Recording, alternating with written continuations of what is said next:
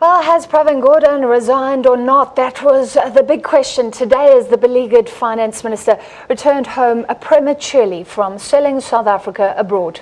He told journalists later that he was still the finance minister.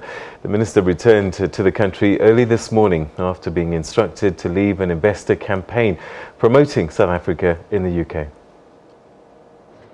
A visibly exhausted finance minister arriving at OR Tambo. He was ordered by President Jacob Zuma to abruptly abandon an international roadshow promoting South Africa in London. The minister declined to speculate about a cabinet reshuffle. A reshuffle is highly likely, and Gordhan would no doubt be the main casualty.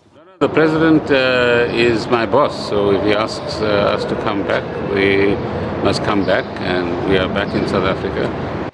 But the trip was not wasted. We also met the ratings agencies, two of them face-to-face and one through a teleconference, and gave them assurances about the economy, answered their questions about the post-budget developments.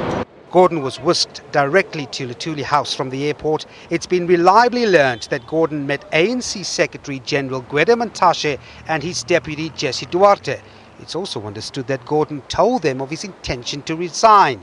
At the same time, President Zuma was meeting the economic cluster in Pretoria. Outside the ANC headquarters, journalists waited in vain.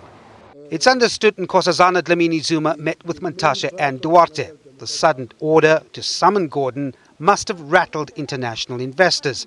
After all, Gordhan was attempting to show up support for SA's economy. Trade unions, too, want answers.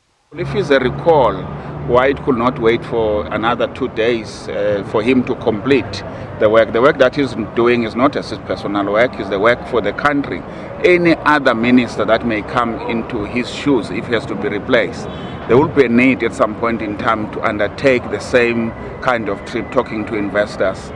How the investors going to respond in future if you say, I'm coming from South Africa, I am going to talk to you. Should they take you seriously that you are going to honor that kind of an arrangement?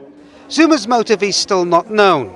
Did he summon Gordhan only to publicly fire him? Was Gordhan asked to resign? And does this have anything to do with the Gupta court case, in which the finance minister is seeking a declaratory order to prevent him from intervening in their banking dispute?